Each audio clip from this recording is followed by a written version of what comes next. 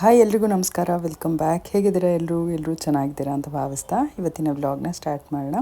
ಇವತ್ತು ಶುಕ್ರವಾರ ಬೆಳಗಿನ ವ್ಲಾಗ್ನ ಸ್ಟಾರ್ಟ್ ಮಾಡ್ತಾ ಇದ್ದೀನಿ. ಇವತ್ತು ಬೆಳಗಿನ ತಿಂಡಿಗೆ ಚಪಾತಿ ಮತ್ತು ಮಶ್ರೂಮ್ ಗ್ರೇವಿ ಮಾಡೋಣ ಅಂಥೇಳಿ ರೆಡಿ ಮಾಡ್ಕೊಂಡಿದ್ದೆ. ಹಾಗಾಗಿ ನಿಮ್ಮ ಜೊತೆ ಕೂಡ ಮಶ್ರೂಮ್ ಗ್ರೇವಿ ರೆಸಿಪಿನ ಶೇರ್ ಮಾಡೋಣ ಅಂಥೇಳಿ ವಿಡಿಯೋನ ಬೆಳಗ್ಗೆ ಸ್ಟಾರ್ಟ್ ಮಾಡಿದೆ. ಇವತ್ತು ಮಕ್ಕಳು ಸ್ಕೂಲ್ದು ಲಾಸ್ಟ್ ಡೇ ಇದೆ. ಇವತ್ತು ಅಂದರೆ ಫ್ರೈಡೇ, ಇವತ್ತು ಲಾಸ್ಟ್ ವರ್ಕಿಂಗ್ ಡೇ. ಇನ್ನು ನೆಕ್ಸ್ಟ್ ಇಯರ್ಗೆ ಅದ್ರ ಮಧ್ಯದಲ್ಲಿ ಇರುತ್ತೆ ಬುಕ್ಸ್ ತೊಗೊಳ್ಳೋದು, ಯೂನಿಫಾರ್ಮು ಮತ್ತು PTM ಇದೆ. ಆದರೆ ರಿಸಲ್ಟ್ ಎಲ್ಲ ತೊಗೊಂಡು ಬರಬೇಕಲ್ಲ, ಅದೆಲ್ಲ ಇದೆ. ಅಂದರೆ ಎಕ್ಸಾಮ್ ಮುಗಿಯುತ್ತೆ ಇವತ್ತಿಗೆ, ಲಾಸ್ಟ್ ವರ್ಕಿಂಗ್ ಡೇ ಅಂತ ಹೇಳ್ಬೋದು. ಇದಾದ ನಂತರ ಇನ್ನು ನೆಕ್ಸ್ಟ್ ಇಯರು ಆಲ್ರೆಡಿ ಮಕ್ಕಳು ಗ್ರೋ ಆಗ್ತಾ ಇದ್ದಾರೆ. ಪ್ರತಿ ವರ್ಷ ಎಷ್ಟು ಬೇಗ ಕಳೀತಾ ಇದೆ ಅಂತ ಅನಿಸುತ್ತೆ ಒಂದು ಸರಿ ನೋಡಿದ್ರೆ. ತಿರುಗಿ ನೋಡಿದ್ರೆ ಇನ್ನು LKGಗೆ ಕರ್ಕೊಂಡೋಗಿ ಜಾಯಿನ್ ಮಾಡಿಸಿದ್ದು, pre-KGಗೆ ಜಾಯಿನ್ ಮಾಡಿಸಿದ್ದು ನೆನಪಾಗತ್ತೆ. ಆಗಲೇ 7th ಮುಗಿಸಿ ನನ್ನ ಮಗಳು ಈಗ 8th ಸ್ಟ್ಯಾಂಡರ್ಡು.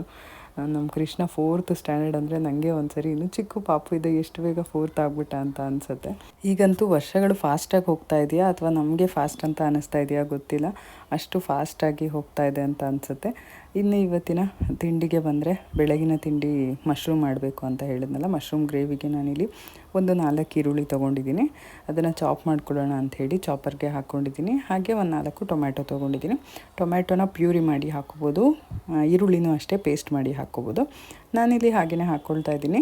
ಪೇಸ್ಟ್ ಮಾಡಿ ಹಾಕ್ಕೊಂಡ್ರೆ ಚೆನ್ನಾಗಿರುತ್ತೆ. ನಾನು ಯೂಶ್ವಲಿ ಪೇಸ್ಟ್ ಮಾಡಿ ಹಾಕ್ಕೊಂಡು ಮಾಡ್ತಾಯಿದ್ರೆ, ಟೊಮ್ಯಾಟೊನೂ ಅಷ್ಟೇ ಪ್ಯೂರಿ ಮಾಡಿ ಹಾಕ್ಕೊಂಡು ಮಾಡ್ತಾಯಿದ್ದೆ, ಅದೇ ಚೆನ್ನಾಗಿರ್ತಾಯಿತ್ತು. ಈ ಸರಿ ನೋಡೋಣ, ಈ ರೀತಿ ಟ್ರೈ ಮಾಡೋಣ ಅಂಥೇಳಿ ಟ್ರೈ ಮಾಡಿದೆ. ಬಟ್ ಇದಕ್ಕಿಂತ ನನಗೆ ಟೇಸ್ಟ್ ವೈಸ್ ಅದೇ ಚೆನ್ನಾಗಿದೆ ಅಂತ ಅನ್ನಿಸ್ತು. ಥಿಕ್ನೆಸ್ ಕೂಡ ಅಷ್ಟೇ, ಅದು ಚೆನ್ನಾಗಿದೆ ಅಂತ ಅನ್ನಿಸ್ತು. ಇನ್ನು ನಮ್ಮ ಮಿಕ್ಸಿ ಬಗ್ಗೆ ಕೂಡ ಕೇಳ್ತಾ ಇದ್ರಿ, ಆ ಮಿಕ್ಸಿನ ಡೀಟೇಲಾಗಿ ತೋರಿಸಿ ಅಂತೇಳಿ. ನನಗೆ ಅದನ್ನು ಚಾಪಿಂಗು ಸ್ಲೈಸಿಂಗು ಎಲ್ಲ ಒಂದು ವೀಡಿಯೋದಲ್ಲಿ ತೋರ್ಸೋಕ್ಕೆ ಆಗ್ತಾಯಿಲ್ಲ, ಎಲ್ಲದನ್ನು ಮಾಡ್ಲಿಕ್ಕೆ ಆಗ್ತಾಯಿಲ್ಲ. ಇದು ಮಿಕ್ಸರ್ ಗ್ರೈಂಡರ್ ಅಲ್ಲ, ಫುಡ್ ಪ್ರೊಸೆಸರ್, ಪ್ರೀತಿ ಝೋಡಿಯಾಕ್, ತುಂಬಾ ಚೆನ್ನಾಗಿದೆ. ನಮ್ಮ ಮನೇಲಿ ಇವಾಗ ಚಿಪ್ಸ್ ಕೂಡ ಅಷ್ಟೇ ಮನೇಲೇ ಮಾಡ್ತೀನಿ ನಾನು. ಮತ್ತು ಹಿಟ್ಟು ಕಲಸೋದಕ್ಕೆ, ಗೋಧಿ ಹಿಟ್ಟು ಕಲಸೋದಕ್ಕೆ ನನಗೆ ತುಂಬಾ ಈಸಿ ಆಗುತ್ತೆ. ಇದರಲ್ಲಿ ವಿತ್ ಮೆಜರ್ಮೆಂಟ್ ಇದೆ. ಇಷ್ಟು ಹಿಟ್ಟು ಹಾಕಿದ್ರೆ ಇಷ್ಟು ನೀರು ಹಾಕಿ ಕರೆಕ್ಟಾಗಿ ಸಾಫ್ಟಾಗಿ, ತುಂಬ ಚೆನ್ನಾಗಿ ಸಾಫ್ಟಾಗಿ ಬರುತ್ತೆ. ಅಂದರೆ ಜಾಸ್ತಿ ಹೊತ್ತು ನೆನೆಸಿ ಇಡೋ ಅಂಥ ಅವಶ್ಯಕತೆ ಇರೋದಿಲ್ಲ ಇದರಲ್ಲಿ. ನಾನು ಹಿಟ್ಟನ್ನ ಕಲಸಿದ್ರೆ ಅಷ್ಟು ಚೆನ್ನಾಗಿ ಬರುತ್ತೆ. ಇನ್ನು ಸ್ಟೀಲ್ದ ಅಂತ ಕೇಳಿದ್ರಿ, ಸ್ಟೀಲ್ದಲ್ಲ ಇದು ಮಿಕ್ಸರು. ಮೇಲ್ಗಡೆ ಒಂದು ಸ್ವಲ್ಪ ಲೇಯರ್ ಮಾತ್ರನೇ ಸ್ಟೀಲ್ ಥರ ಕೊಟ್ಟಿದ್ದಾರೆ ಅಷ್ಟೇ, ಇದು ಸ್ಟೀಲ್ದೇನಲ್ಲ. ಇನ್ನು ಚಾಪಿಂಗು ಮಾಡೋದೆಲ್ಲ ತುಂಬ ಚೆನ್ನಾಗಿ ಮಾಡುತ್ತೆ, ಕಟ್ಟಿಂಗು ಅಷ್ಟೇ, ಜ್ಯೂಸು ಅಷ್ಟೇ ತುಂಬ ಚೆನ್ನಾಗಿ ಬರುತ್ತೆ. ಎಲ್ಲದೂ ಅಷ್ಟೇ, ಆಪ್ಷನ್ಸ್ ಎಲ್ಲ ಚೆನ್ನಾಗಿದೆ ಇದರಲ್ಲಿ. ಬಾಳೆಕಾಯಿ ಚಿಪ್ಸ್ ಅಂತೂ ತುಂಬಾ ಚೆನ್ನಾಗಿ ಬರುತ್ತೆ. ಒಂದು 2-3 ಸರಿ ಮಾಡಿದ್ದೆ, ಮಕ್ಳಿಗೂ ಕೂಡ ತುಂಬ ಇಷ್ಟ ಆಗಿತ್ತು. ನೆಕ್ಸ್ಟ್ ಟೈಮ್ ಯಾವಾಗಾದರೂ ತೋರಿಸ್ತೀನಿ ಮಾಡಿದಾಗ. ತುಂಬ ಚೆನ್ನಾಗಿ ಬರುತ್ತೆ, ಸ್ಲೈಸಿಂಗ್ ತುಂಬ ಚೆನ್ನಾಗಿ ಬರುತ್ತೆ. ಆಲೂಗಡ್ಡೆ ಆಗಿರ್ಬೋದು, ಬಾಳೆಹಣ್ಣು ಆಗಿರ್ಬೋದು, ಬಾಳೆಕಾಯಿ ಆಗಿರ್ಬೋದು, ಯಾವುದೇ ಒಂದು ವೆಜಿಟೇಬಲ್ ಸ್ಲೈಸಿಂಗ್ ಮಾಡಬೇಕಂತ ಅಂದ್ರೂ ಕೂಡ ತುಂಬಾ ಚೆನ್ನಾಗಿ ಬರುತ್ತೆ. ಇನ್ನು ನನ್ನ ಕಿಚನ್ಗೆ ಇದೊಂದು ಫುಡ್ ಪ್ರೊಸೆಸರ್ ಅವಶ್ಯಕತೆ ಇತ್ತು.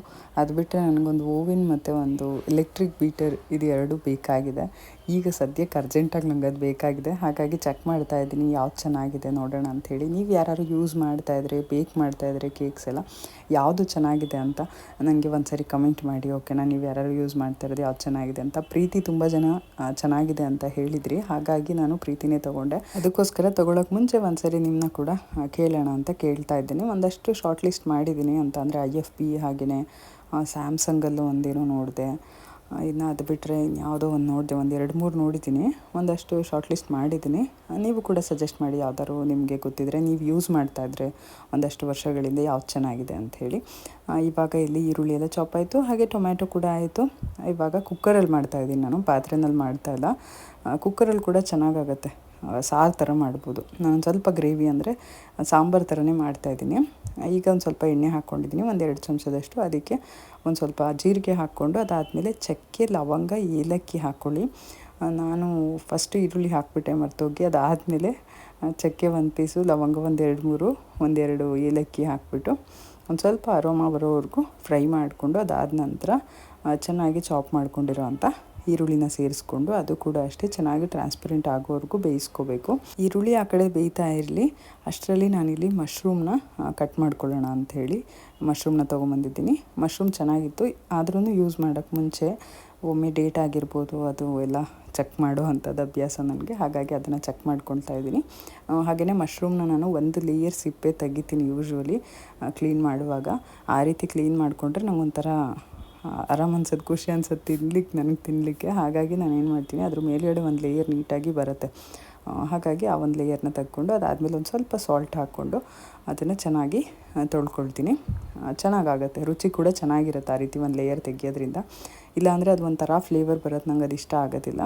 ಹಾಗಾಗಿ ಸ್ವಲ್ಪ ಕಷ್ಟ ಆದರೂ ಪರವಾಗಿಲ್ಲ ಅಂತ ಹೇಳಿ ಅದ್ರ ಮೇಲ್ಗಡೆ ಒಂದು ಲೇಯರ್ನ ತೆಗೆದ್ಬಿಟ್ಟು ಕ್ಲೀನ್ ಮಾಡ್ಕೊಳ್ತೀನಿ. ಯಾವುದೇ ತರಕಾರಿ, ಹಣ್ಣು, ಸೊಪ್ಪು ಏನೇ ಆಗಿರ್ಬೋದು ಅದನ್ನು ನೀಟಾಗಿ ಕ್ಲೀನ್ ಮಾಡಿಕೊಂಡು ತಿಂದ್ರೇ ಒಳ್ಳೆಯದು. ಯಾಕೆಂದರೆ ಅದಕ್ಕೆ ಹೀಗೆ ಚೆನ್ನಾಗಿರಲಿ ಅಂತ ಹೇಳಿ ಮೇಲ್ಗಡೆ ಏನೇನಾದ್ರು ಸ್ಪ್ರೇ ಮಾಡೋದು ಈ ರೀತಿ ಎಲ್ಲ ಮಾಡ್ತಾರೆ. ಹಾಗಾಗಿ ಮನೆಗೆ ತಂದಮೇಲೆ ನಾವು ಅದನ್ನು ಎಷ್ಟಾಗುತ್ತೆ ನಮ್ಮ ಕೈಲಿ ಅಷ್ಟು ನೀಟಾಗಿ ಕ್ಲೀನ್ ಮಾಡಿಕೊಂಡು ಬೇಯಿಸ್ಕೋಬೇಕು. ಇನ್ನು ಕುದ್ದ ಮೇಲೆ ಅದರಲ್ಲಿರುವಂಥ ಎಲ್ಲ ಒಂದು ಟಾಕ್ಸಿಕ್ ಎಲ್ಲ ಹೋಗುತ್ತೆ ಅಂತ ಹೇಳ್ತಾರಪ್ಪ. ಅಂದರೆ ಏನು ಕೆಟ್ಟ ಅಂಶಗಳಿರುತ್ತೆ, ನೀರನ್ನ ಕುದಿಸಿ ಅದಕ್ಕೋಸ್ಕರನೇ ನೀರನ್ನ ಕುದಿಸ್ಕೊಂಡು ಆರಿಸ್ಕೊಂಡು ಕುಡಿಯೋದು ಅಂತ ಹೇಳ್ತಾರೆ. ಅಂದರೆ ಅದರಲ್ಲಿರುವಂಥ ಕೀಟಾಣುಗಳಾಗಿರ್ಬೋದು ಅದೆಲ್ಲ ಹೋಗುತ್ತೆ ಅಂತ ಹೇಳ್ತಾರೆ. ಚೆನ್ನಾಗಿ ಕುದಿಸಿದ್ರೆ ಹೋಗಿಬಿಡತ್ತೇನೋ. ಬಟ್ ಸ್ಟಿಲ್ ನಮ್ಮ ಕೈಲಿ ಆದಷ್ಟು ನಾವು ಚೆನ್ನಾಗಿ ಕ್ಲೀನ್ ಮಾಡ್ಕೊಂಡು ತಿಂದರೆ ಒಳ್ಳೆಯದು ಅನ್ನೋದು ನನ್ನೊಂದು ಅನಿಸಿಕೆ. ಇನ್ನು ಈ ಕಡೆ ಈರುಳ್ಳಿ ಎಲ್ಲ ಚೆನ್ನಾಗಿ ಬೆಂದಿದೆ. ಇದಕ್ಕೆ ಇವಾಗ 1-2 ಚಮಚದಷ್ಟು ಶುಂಠಿ ಬೆಳ್ಳುಳ್ಳಿ ಪೇಸ್ಟ್ನ ಸೇರಿಸ್ಕೋಬೇಕು. ಇದು ರೆಡಿಮೇಡ್ ಶುಂಠಿ ಬೆಳ್ಳುಳ್ಳಿ ಪೇಸ್ಟ್ ಏನಲ್ಲ, ನಾನು ಇವಾಗಲೇ ಒಂದು ಸ್ವಲ್ಪ ಫ್ರೆಶ್ ಆಗಿ ರೆಡಿ ಮಾಡ್ಕೊಂಡಿರೋ ಅಂಥದ್ದು. ಅಂದರೆ ಸ್ವಲ್ಪ ಶುಂಠಿ, ಸ್ವಲ್ಪ ಬೆಳ್ಳುಳ್ಳಿನ ಕುಟ್ಟಾಣಿಲಿ ಹಾಕ್ಕೊಂಡು ಚೆನ್ನಾಗಿ ಕುಟ್ಟಿ ಪೇಸ್ಟ್ ಥರ ಮಾಡ್ಕೊಂಡಿದ್ದೀನಿ.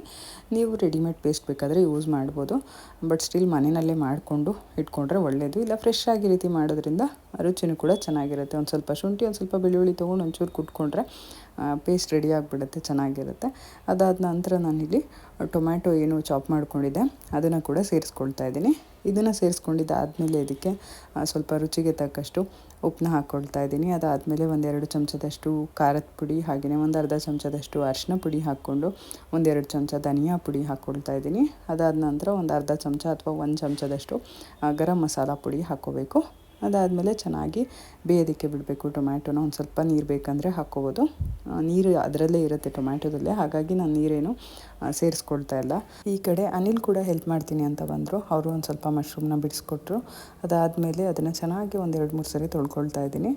ಮಶ್ರೂಮ್ ಚೆನ್ನಾಗಿ ತೊಳ್ಕೊಂಡಿದ್ದಾದಮೇಲೆ 2 ಪೀಸ್ ಮಾಡ್ಕೋಬೇಕು ಅಷ್ಟೇ. ಅದನ್ನು ಸಪ್ರೇಟ್ ಮಾಡ್ಕೊಳ್ತಾರೆ ಕೆಲವರು. ಅಂದರೆ ಮೇಲ್ಗಡೆ ಅಂಬ್ರೆಲಾ ಮತ್ತು ಕೆಳಗಡೆ ಕಂಬಿ ಇರುತ್ತಲ್ಲ ಅದನ್ನು ಸಪ್ರೇಟ್ ಮಾಡ್ಕೊಳ್ತಾರೆ. ಬಟ್ ಹಾಗೆ ಮಾಡಿಕೊಂಡ್ರೆ ಏನಾಗುತ್ತೆ, ಕರ್ಗೋಗುತ್ತೆ.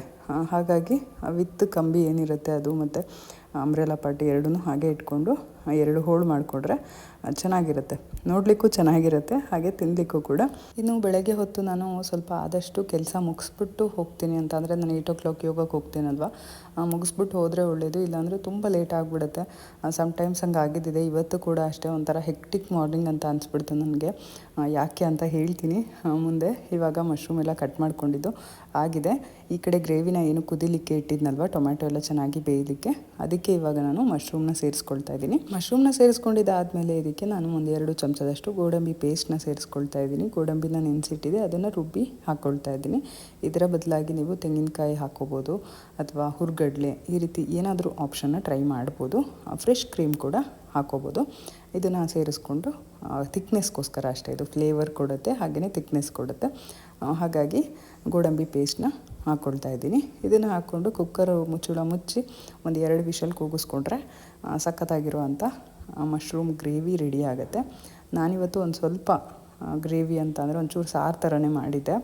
ಮಧ್ಯಾಹ್ನಕ್ಕೂ ಆಗೋ ರೀತಿಯಲ್ಲಿ ಒಂದು ಸ್ವಲ್ಪ ರೈಸ್ ಕೂಡ ತಿನ್ಬೋದು ಇದರಲ್ಲಿ ಅಂಥೇಳಿ ಒಂದು ಸ್ವಲ್ಪ ಜಾಸ್ತಿನೇ ನೀರು ಹಾಕಿದ್ದೆ.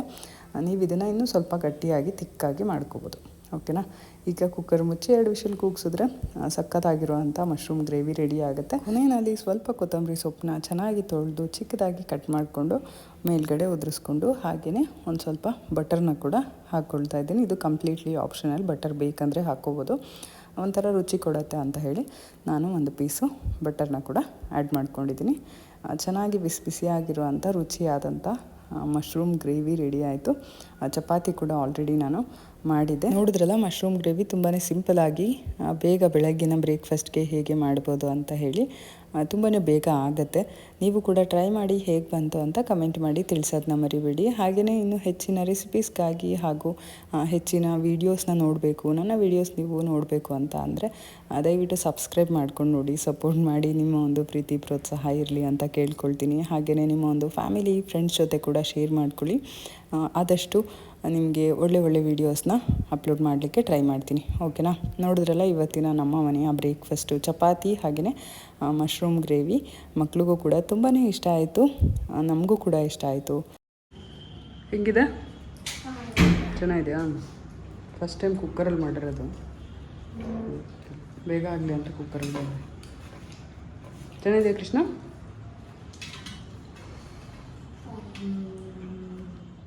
ಇವತ್ತು ನನ್ನ ಒಂದು ಹೆಕ್ಟಿಕ್ ಮಾರ್ನಿಂಗ್ ಆಯಿತು. ಯಾಕೆ ಅಂತ ಹೇಳಿ ಆವಾಗಲೇ ಹೇಳ್ತೀನಿ ಅಂತ ಹೇಳಿದ್ದೆ.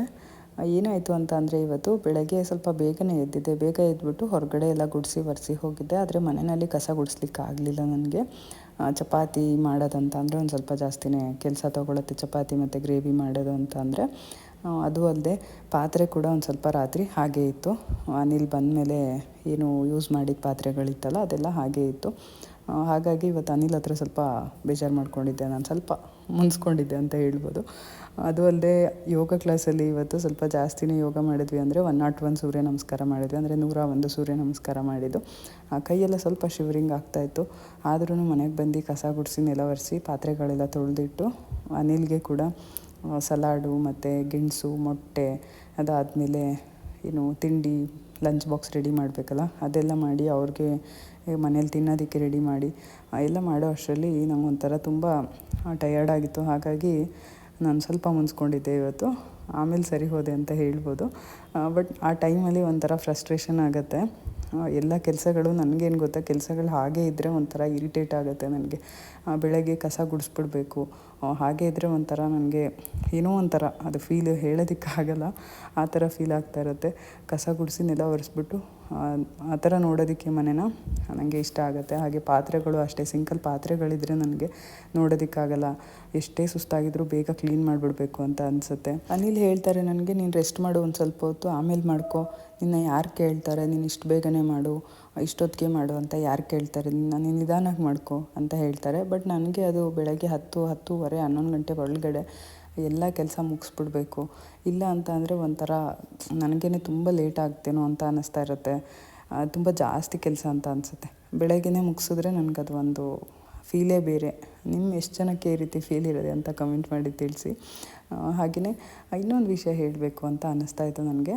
ಒಂದು ರೀಲ್ಸ್ನ ನೋಡಿದೆ ನಾನು. ಅಂದರೆ ನಾವಿಲ್ಲ ಅಂತ ಅಂದರೆ ನಮ್ಮ ಮನೇಲಿ ಏನೂ ನಡೆಯಲ್ಲ ಅಂಥೇಳಿ ನಾವು ಅಂದ್ಕೊಂಡಿರ್ತೀವಿ. ಖಂಡಿತ ನಾನು ಕೂಡ ಅದೇ ಫೀಲಲ್ಲಿದ್ದೀನಿ. ಆದರೆ ಅದು ಸುಳ್ಳು. ನಾವಿಲ್ಲ ಅಂತ ಅಂದ್ರೂ ನಮ್ಮವ್ರ ಜೀವನ ಆರಾಮಾಗೇ ಇರುತ್ತೆ. ನಾವೇ ತುಂಬ ತಲೆ ಕೆಡಿಸ್ಕೊಂಡಿರ್ತೀವಿ. ನಮ್ಮ ಬಗ್ಗೆ ನಾವು ತಲೆ ಕೆಡಿಸ್ಕೊಳ್ದೆ ನಮ್ಮ ಮನೆ ಬಗ್ಗೆನೇ ತಲೆ ಕೆಡಿಸ್ಕೊಂಡಿರ್ತೀವಿ. ಅದು ನಿಜವಾಗ್ಲೂ ಒಂದೊಂದು ಸರಿ ಅನಿಸುತ್ತೆ ನನಗೆ, ಹೌದು ನಾವು ಇದೇ ಥರ ತಪ್ಪು ಕಲ್ಪನೆ ಮಾಡ್ಕೊಂಡಿರ್ತೀವಿ. ನಾವಿಲ್ಲ ಅಂತ ಅಂದ್ರೂ ನಮ್ಮವ್ರ ಜೀವನ ಆಗಲಿ, ನಮ್ಮ ಮನೆ ಆಗಲಿ ಯಾವುದೇ ರೀತಿ ನಿಲ್ಲೋದಿಲ್ಲ. ಈ ಕಾಲ ನಿಲ್ಲೋದಿಲ್ಲ, ಓಡ್ತಾ ಇರುತ್ತೆ. ಹಾಗೆಯೇ ಅವರು ಕೂಡ ಓಡ್ತಾ ಇರ್ತಾರೆ. ಜೀವನ ನಡೆಯುತ್ತೆ ಹೀಗೆ, ನಾವಿಲ್ಲ ಅಂತ ಅಂದ್ರೂ ಕೂಡ. ಹಾಗಾಗಿ ಬೇರೆಯವ್ರಿಗೋಸ್ಕರ ತುಂಬ ಯೋಚನೆ ಮಾಡಿ, ತುಂಬ ತಲೆ ಕೆಡಿಸ್ಕೊಂಡು, ತುಂಬ ಬೇಜಾರು ಮಾಡ್ಕೊಳ್ಳೋದು, ಇದೆಲ್ಲ ಮಾಡೋದಕ್ಕಿಂತ ನಮ್ಮ ಬಗ್ಗೆ ಕೂಡ ನಾವು ಯೋಚನೆ ಮಾಡಿಕೊಂಡು ನಾವು ಖುಷಿಯಾಗಿರೋದನ್ನು ಯೋಚನೆ ಮಾಡಬೇಕಾಗತ್ತೆ. ಸಮ್ಟೈಮ್ಸ್ ಸ್ವಾರ್ಥಿಗಳಾಗಬೇಕಾಗತ್ತೆ. ಇತ್ತೀಚೆಗೆ ನಾನು ಅದೇ ಯೋಚನೆ ಮಾಡ್ತಾಯಿದ್ದೀನಿ. ಬರೀ ಬೇರೆಯವ್ರ ಬಗ್ಗೆ ತಲೆ ಕೆಡಿಸ್ಕೊಂಡು ನಮ್ಮನ್ನು ನಾವು ಏನು ಮಾಡ್ತಾಯಿದ್ದೀವಿ ಅಂತ ಅನಿಸುತ್ತೆ. ಹಾಗಾಗಿ ನಾವು ನಮಗೋಸ್ಕರ ಕೂಡ ಒಂದು ಸ್ವಲ್ಪ ಟೈಮ್ ಕೊಟ್ಟು ನಮ್ಮ ಖುಷಿನ, ನಮ್ಮ ಒಂದು ಇಷ್ಟಗಳನ್ನ ಪೂರೈಸ್ಕೊಳ್ಳೋಣ. ಎಷ್ಟು ದಿನ ಇರ್ತೀವೋ ಗೊತ್ತಿಲ್ಲ. ಹಾಗಾಗಿ ಬೇರೆಯವ್ರಿಗೋಸ್ಕರ ಬದುಕಬೇಡಿ ಅಂತಲ್ಲ, ನಮ್ಮವ್ರಿಗೋಸ್ಕರನೇ ನಾವು ಬದುಕೋದು. ಆದರೆ ನಮ್ಮ ಒಂದು ಸ್ವಂತ ಆಸೆಗಳನ್ನ ಕೂಡ ನಾವು ಇಲ್ಲಿ ಕನ್ಸಿಡರ್ ಮಾಡ್ಕೋಬೇಕಾಗತ್ತೆ. ನಿಮಗೆ ಇದ್ರ ಬಗ್ಗೆ ಏನು ಅನಿಸುತ್ತೆ ಅಂತ ಕಮೆಂಟ್ ಮಾಡಿ ತಿಳಿಸಿ, ಓಕೆನಾ? ಇವಾಗ ಅನಿಲ್ನ ಡ್ರಾಪ್ ಮಾಡಿ ಬಂದು ಇನ್ನೊಂದು ಸ್ವಲ್ಪ ಪಾತ್ರೆ ಎಲ್ಲ ಇತ್ತು, ಅದನ್ನೆಲ್ಲ ತೊಳೆದಿಟ್ಟು ಸ್ನಾನ ಮಾಡಿಕೊಂಡು ನಿಂತ್ಕೊಂಡೇ ವ್ಲಾಗ್ ಮಾಡೋಣ. ತಂಗಿ ಯಾಕೋ ಸ್ವಲ್ಪ ಕುತ್ಕೊಳ್ಬೇಕು ಅಂತ ಅನ್ನಿಸ್ತು. ಇವತ್ತು ಸೂರ್ಯ ನಮಸ್ಕಾರ ಬೇರೆ 101 ಸೂರ್ಯ ನಮಸ್ಕಾರ ಮಾಡಿ ಕೈಯೆಲ್ಲ ಸ್ವಲ್ಪ ಶಿವರಿಂಗ್ ಅಂತ ಅನ್ನಿಸ್ತಾಯಿತ್ತು. ಅದರಲ್ಲಿ ಬೇರೆ ಬಂದ್ಬಿಟ್ಟು ಸ್ವಲ್ಪ ರೆಸ್ಟ್ ತೊಗೊಂಡಿದ್ರೆ ಓಕೆ, ಬಟ್ ಬಂದ್ಬಿಟ್ಟು ಮತ್ತೆ ಕೆಲಸ ಕಂಟಿನ್ಯೂ ಮಾಡುತ್ತಲ್ಲ, ಹಾಗಾಗಿ ಒಂದು ಸ್ವಲ್ಪ ಅದಕ್ಕೆ ಕುತ್ಕೊಂಡು ಮಾತಾಡೋಣ ಅಂಥೇಳಿ ಕುತ್ಕೊಂಡೆ. ಇನ್ನೊಂದು 10 ನಿಮಿಷ ಟೈಮ್ ಇದೆ. ಮಕ್ಳನ್ನ ಕರ್ಕೊಂಡು ಬರೋಕ್ಕೆ ಹೋಗಬೇಕು. ಆಲ್ರೆಡಿ 11:35 ಏನೋ ಆಗ್ತಾಯಿದೆ. ಇವಾಗ ಹೋಗಬೇಕು. ಒಂದು 11:50ಗೆ 12 o'clock ಬಿಟ್ಬಿಡ್ತಾರೆ. ಇವತ್ತು ಲಾಸ್ಟ್ ಡೇ.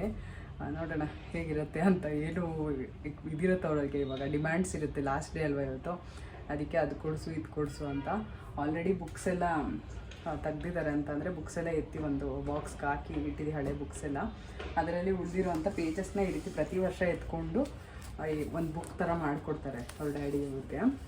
ಲ್ಯಾಮಿನೇಷನ್ ಮಾಡಿಸಿ, ಇದು ಪ್ರಿಂಟಿಂಗ್ ಪ್ರೆಸ್ ಇರುತ್ತಲ್ಲ, ಅಲ್ಲಿ ತೊಗೊಂಡೋದ್ರೆ ಈ ಥರ ಲ್ಯಾಮಿನೇಷನ್ ಮಾಡಿಕೊಡ್ತಾರೆ ಪೇಜ್ಗೆ.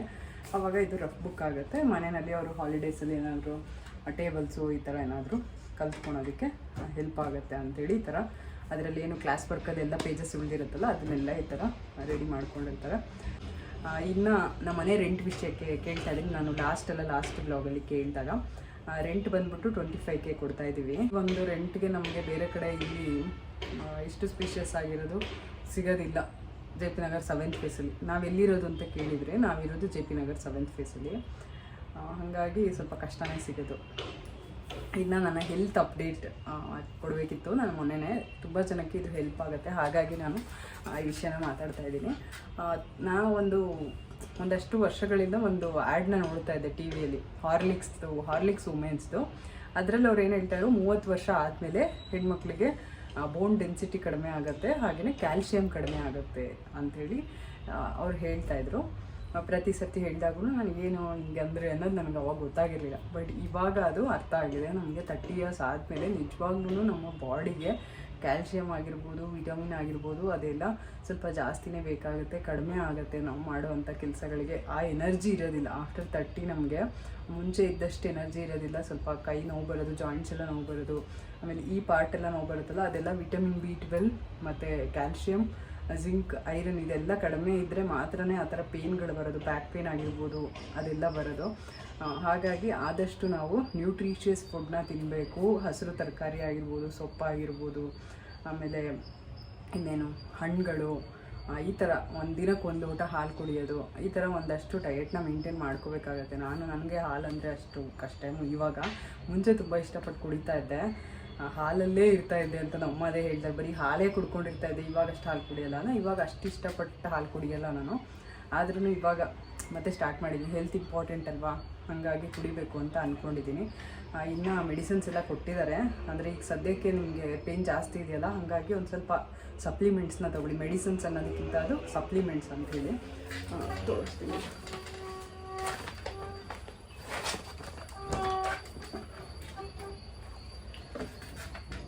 ವಿಟಮಿನ್ D3 ಇದು ಬಾಟಲ್ ಥರ ಇದೆ ನೋಡಿ. ಈ ಥರ ಒಂದು 2 months ಏನೋ ತೊಗೊಳಕ್ಕೆ ಹೇಳಿದ್ದಾರೆ ಈ ಥರ. ಇನ್ನು ಇದು ಬಂದು ಕ್ಯಾಲ್ಶಿಯಂ ಟ್ಯಾಬ್ಲೆಟ್. ಇದನ್ನು ಮಧ್ಯದಲ್ಲಿ ಯಾವುದೋ ಕಾಲ್ ಬಂತು, ಹಂಗಾಗಿ ಇದು ಮಾಡಿದೆ. ಇದು ಅದೇ ವಿಟಮಿನ್ D3 ಮತ್ತು ಕ್ಯಾಲ್ಶಿಯಮ್ದು ಟ್ಯಾಬ್ಲೆಟ್ ಕೊಟ್ಟಿದ್ದಾರೆ. ಹಾಗಾಗಿ ಒಂದು ಸ್ವಲ್ಪ ಹೆಣ್ಮಕ್ಳು ಎಲ್ಲರೂ 30 ಇಯರ್ಸ್ ಆದಮೇಲೆ ನಿಮ್ಮ ಒಂದು ಹೆಲ್ತ್ ಬಗ್ಗೆ ದಯವಿಟ್ಟು ಕಾನ್ಸಂಟ್ರೇಟ್ ಮಾಡಿ. ಒಂಚೂರು ನ್ಯೂಟ್ರಿಷಿಯಸ್ ಫುಡ್ನ ತೊಗೊಳ್ಳಿ. ಮನೆಯವ್ರಿಗೆಲ್ಲ ನೀವು ಚೆನ್ನಾಗಿ ಮಾಡಾಕಿ ಎಲ್ಲ ಕೆಲಸ ಮಾಡಿ, ನೀವು ಮಾತ್ರ ಕೊನೆಯಲ್ಲಿ ಇಷ್ಟಿಷ್ಟು ತಿನ್ನೋದಕ್ಕಿಂತ ಒಂದು ಸ್ವಲ್ಪ ಏನೇ ಒಂದು ಪ್ಲೇಟಲ್ಲಿ ನೀವು ತಿಂತೀರಾ ಅಂತ ಅಂದ್ರೂ ರೈಸ್ ಸ್ವಲ್ಪ ಕಡಿಮೆ, ಬೇರೆ ಎಲ್ಲ ಜಾಸ್ತಿ ಇರಲಿ. ಪಲ್ಯ ಆಗಿರ್ಬೋದು, ಕಾಳು, ಮೊಳಕೆ ಕಾಳು, ಈ ರೀತಿ ಸೊಪ್ಪು, ತರಕಾರಿ ಇದನ್ನೆಲ್ಲ ಸ್ವಲ್ಪ ಜಾಸ್ತಿ ಮಾಡ್ಕೊಂಡು ಒಂದು ಸ್ವಲ್ಪ ರೈಸ್ ಒಂಚೂರು ಕಡಿಮೆ ಮಾಡ್ಕೊಳ್ಳಿ. ಇದಿಷ್ಟು ಹೇಳಬೇಕಾಗಿತ್ತು, ಹಾಗಾಗಿ ಹೇಳ್ತಾ ಇದ್ದೀನಿ. ಇನ್ನೂ ಒಂದು ಕ್ವಶನ್ ಕೇಳಿದ್ರಿ, ಯೋಗದಿಂದ ವೆಯ್ಟ್ ಲಾಸ್ ಆಗುತ್ತಾ ಅಂತ ಹೇಳಿ. ಖಂಡಿತ ಆಗುತ್ತೆ, ಆದರೆ ಪ್ರಾಪರ್ ಡಯೆಟ್ನ ಮೇಂಟೈನ್ ಮಾಡಬೇಕು. ಯೋಗದಲ್ಲಿ ಕೂಡ ನಾವು ವೆಯ್ಟ್ ಲಾಸ್ನ ಮಾಡ್ಬೋದು. ವೆಯ್ಟ್ ಲಾಸ್ ಯೋಗ ಎಕ್ಸಸೈಸಸ್ಸೇ ಸಪ್ರೇಟ್ ಇದೆ. ನಮ್ಮ ಯೋಗ ಕ್ಲಾಸಲ್ಲಿ ಕೂಡ ಅದನ್ನೆಲ್ಲ ಕಂಡಕ್ಟ್ ಮಾಡ್ತಾರೆ. ಲಾಸ್ಟ್ 3 monthsಲ್ಲಿ ಕೂಡ ಒಂದು ವೆಯ್ಟ್ ಲಾಸ್ ಯೋಗ ಕ್ಲಾಸ್ ಥರ ಆನ್ಲೈನ್ ಮತ್ತು ಆಫ್ಲೈನ್ ಎರಡನ್ನೂ ಕಂಡಕ್ಟ್ ಮಾಡಿದರು ವಿತ್ ಡಯಟಿಷಿಯನು. ತುಂಬ ಕಡಿಮೆ ಪ್ರೈಸಲ್ಲಿ. ನನಗೆ ಅವಾಗ ವಿಡಿಯೋದಲ್ಲಿ ಹೇಳೋದಕ್ಕೆ ಮರ್ತೋಯ್ತು. ನೀವು ಬೇಕಿದ್ರೆ ಅವ್ರನ್ನ ಕಾಂಟ್ಯಾಕ್ಟ್ ಮಾಡ್ಬೋದು. ಕಾಂಟ್ಯಾಕ್ಟ್ ನಂಬರ್ನ ನಾನು ಸ್ಕ್ರೀನ್ ಮೇಲೆ ಕೊಟ್ಟಿರ್ತೀನಿ. ರೀಸನೇಬಲ್ ಪ್ರೈಸಲ್ಲಿ ನಿಮಗೆ ಒಳ್ಳೆ ಯೋಗ ಕ್ಲಾಸ್ ಬೇಕು ಅಂತ ಅಂದರೆ ಆನ್ಲೈನ್ ಅಥವಾ ಆಫ್ಲೈನ್, ನೀವೇನಾದರೂ ಆಫ್ಲೈನಲ್ಲಿ ಜಾಯ್ನ್ ಆಗಿ ನಿಮಗೆ ಆಫ್ಲೈನಲ್ಲಿ ಬರೋಕ್ಕಾಗ್ತಿಲ್ಲ ಅಂತ ಅಂದರೂ ಕೂಡ ನೀವು ಒಂದಿನ ಬರೋಕ್ಕಾಗಿಲ್ಲ, ಅವತ್ತಿನ ದಿನ ನಾನು ಆನ್ಲೈನಲ್ಲಿ ಅಟೆಂಡ್ ಮಾಡ್ಬೋದಾ ಅಂತ ಹೇಳಿದ್ರೆ ಖಂಡಿತ ಮಾಡ್ಬೋದು. ಆನ್ಲೈನ್ ಆಫ್ಲೈನ್ ಎರಡೂ ಒಟ್ಟಿಗೆ ನಡೀತಾ ಇರುತ್ತೆ ಸೆಷನು. ಈಗ ನಮಗೆ ನಾವು ಆಫ್ಲೈನ್ ನಡೀತಾ ಇರುತ್ತಲ್ಲ, ಆನ್ ಟೈಮ್ ಅಲ್ಲೇ ಆನ್ಲೈನಲ್ಲೂ ಕೂಡ ಸೆಷನ್ಸ್ ನಡೀತಾ ಇರುತ್ತೆ. ಸೇಮ್ ಟೈಮ್ 8 to 9, 7 to 8 ಆ ಥರ. ಮುಂಚೆ ಬೇರೆ ಒಂದು ಸಿಂಗಲ್ ಟೈಮಿಂಗ್ಸ್ ಥರ ಇತ್ತು, ಬಟ್ ಇವಾಗ ಹಾಗಿಲ್ಲ. ನಮ್ಮ ಜೊತೆನೇ ಆನ್ಲೈನವರು ಕೂಡ ಮಾಡ್ತಾ ಇರ್ತಾರೆ. ಈ ರೀತಿ ಇದೆ. ನೀವು ಬೇಕಾದರೆ ಆನ್ಲೈನ್ ಕ್ಲಾಸ್ಗೆ ಕೂಡ ಜಾಯ್ನ್ ಆಗ್ಬೋದು. ನಾನು ಕಾಂಟ್ಯಾಕ್ಟ್ ನಂಬರ್ನ ಸ್ಕ್ರೀನ್ ಮೇಲೆ ಕೊಟ್ಟಿರ್ತೀನಿ. ಪ್ರೈಸ್ ಎಲ್ಲ ರೀಸನೇಬಲ್ಲೇ ಇದೆ. ನನಗೆ ಆನ್ಲೈನ್ ಕ್ಲಾಸ್ದು ನಿಜವಾಗ್ಲೂ ರೇಟ್ ಗೊತ್ತಿಲ್ಲ, ನಾನು ಕೇಳಿಲ್ಲ ಅವ್ರ ಹತ್ರ.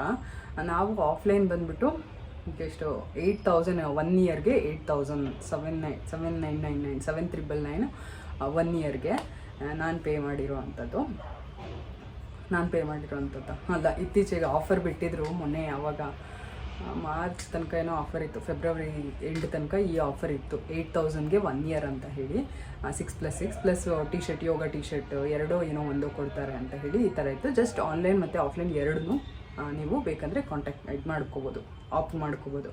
ನೀವು ಆನ್ಲೈನ್ ಅಟೆಂಡ್ ಮಾಡ್ತೀರಾ ಅಂದರೆ ಆನ್ಲೈನ್, ಇಲ್ಲ ಆಫ್ಲೈನ್ ಬರ್ತೀರಾ ಅಂದರೆ ಆಫ್ಲೈನ್, ಇಲ್ಲ ನಿಮಗೆ ಒಂದಿನ ಬರೋಕ್ಕಾಗಿಲ್ಲ ಮನೆಯಿಂದನೇ ಮಾಡ್ತೀರಾ ಅಂತಂದರೆ ಅದು ಕೂಡ ಸರಿ. ನೀವೆಲ್ಲರೂ ಹೊರಗಡೆ ವೆಕೇಷನ್ಗೆ ಹೋಗ್ತಾ ಇದ್ದೀರಾ, ಅಲ್ಲಿಂದ ಕೂಡ ನೀವು ಆನ್ಲೈನ್ ಕ್ಲಾಸಸ್ನ ಅಟೆಂಡ್ ಮಾಡ್ಬೋದು. ನಿಮ್ದು ಯಾವ ಟೈಮ್ ಇರುತ್ತೆ, ಈಗ ಬೆಳಗ್ಗೆ 7 to 8 ಆ ಟೈಮ್ಗೆ ಅಟೆಂಡ್ ಮಾಡ್ಬೋದು, 8 to 9 ಈ ಥರ ಅಟೆಂಡ್ ಮಾಡ್ಬೋದು.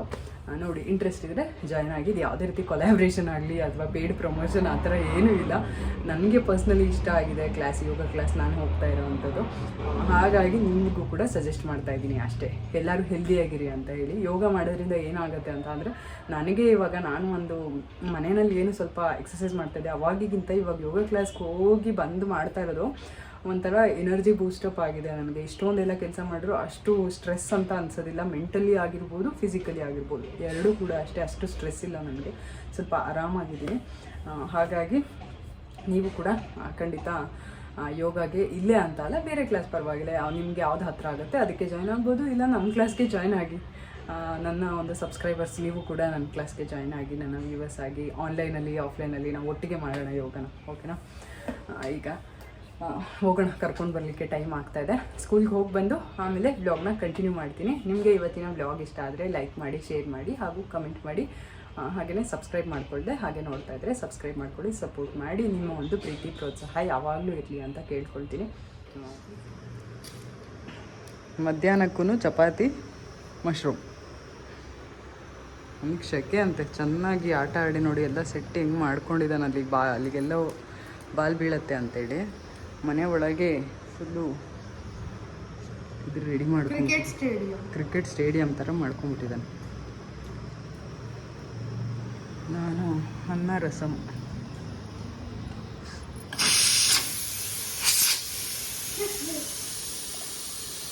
ನಂಗೆ ಬೇಡ ಚಪಾತಿ, ಒಂಥರ ಬಿಸಿಲಲ್ವಾ ತಿನ್ಬೇಕನ್ನಿಸ್ತಿಲ್ಲ ಅದಕ್ಕೆ.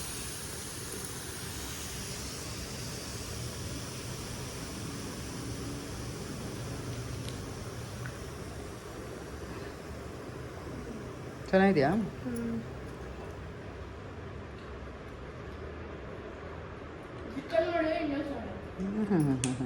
ಚಿಕನ್ನು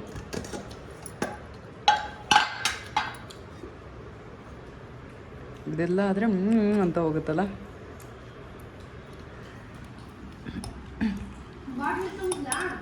ಇಲ್ಲಪ್ಪ, ತುಂಬಿಸಿಲ್ಲ. ನನಗೆ ನಿನಗೆ ಹೇಳಿಲ್ವಾ ನೀನು ತುಂಬಿಸ್ಕೊಂಡೆ?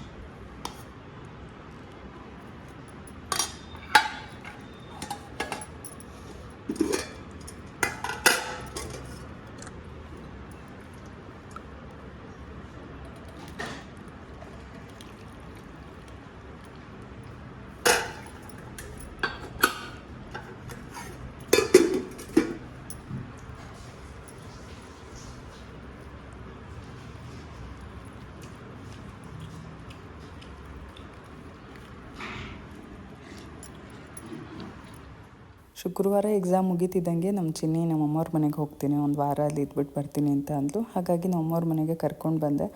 ಅಜ್ಜಿಗೆ ಸ್ವಲ್ಪ ಎಕ್ಸಸೈಸ್ ಎಲ್ಲ ಮಾಡೋದು ಹೇಳ್ಕೊಡ್ತೀನಿ ಅಂತ ಸಂಜೆ ಹೇಳ್ಕೊಡ್ತಾ ಇದ್ಲು ನಮ್ಮಮ್ಮಂಗೆ. ಯೋಗ ಮಾಡೋದೆಲ್ಲ ಹೇಳ್ಕೊಡ್ತೀನಿ ಅಂತ ಹೇಳಿ. ಹೀಗಿತ್ತು ಇವತ್ತಿನ ಒಂದು ವ್ಲಾಗ್. ಇದಾದಮೇಲೆ ನಾನು ಶನಿವಾರ ಏನು ವ್ಲಾಗ್ ಮಾಡೋಕ್ಕಾಗಲಿಲ್ಲ. ಶನಿವಾರ ಮಳೆ ಬರ್ತಾಯಿತ್ತು, ಚೆನ್ನಾಗಿತ್ತು. ಮ್ಯಾಚ್ ಕೂಡ ಚೆನ್ನಾಗಿತ್ತು. ಎಷ್ಟು ಜನ RCB ಫ್ಯಾನ್ ಇದ್ದೀರಾ ಕಮೆಂಟ್ ಮಾಡಿ. ನಾನಂತೂ RCB ಫ್ಯಾನು. ತುಂಬ ಖುಷಿಯಾಯಿತು ಮ್ಯಾಚ್ ವಿನ್ ಆಗಿದ್ದು. ಇದರೊಟ್ಟಿಗೆ ಖುಷಿಯಿಂದ ವ್ಲಾಗ್ನ ಎಂಡ್ ಮಾಡ್ತಾಯಿದ್ದೀನಿ. ನಿಮಗೆಲ್ಲ ಈ ಒಂದು ವ್ಲಾಗ್ ಇಷ್ಟ ಆಗಿದೆ ಅಂತ ಅಂದ್ಕೊಳ್ತೀನಿ. ಇಷ್ಟ ಆಗಿದ್ದರೆ ಲೈಕ್ ಮಾಡಿ, ಶೇರ್ ಮಾಡಿ ಹಾಗೂ ಕಮೆಂಟ್ ಮಾಡಿ. ಹಾಗೆಯೇ ಸಬ್ಸ್ಕ್ರೈಬ್ ಮಾಡ್ಕೊಳ್ಳದೆ ಹಾಗೆ ನೋಡ್ತಾ ಇದ್ದರೆ ಸಬ್ಸ್ಕ್ರೈಬ್ ಮಾಡ್ಕೊಳ್ಳಿ, ಸಪೋರ್ಟ್ ಮಾಡಿ. ನಿಮ್ಮ ಒಂದು ಪ್ರೀತಿ ಪ್ರೋತ್ಸಾಹ ಯಾವಾಗಲೂ ಇರಲಿ ಅಂತ ಕೇಳ್ಕೊಳ್ತಾ ಮತ್ತೆ ನಾನು ನಿಮಗೆ ಸಿಗ್ತೀನಿ ಇನ್ನೊಂದು ಹೊಸ ವೀಡಿಯೋ ಜೊತೆ. ಬರಲಾ? Bye, see you, thank you for watching.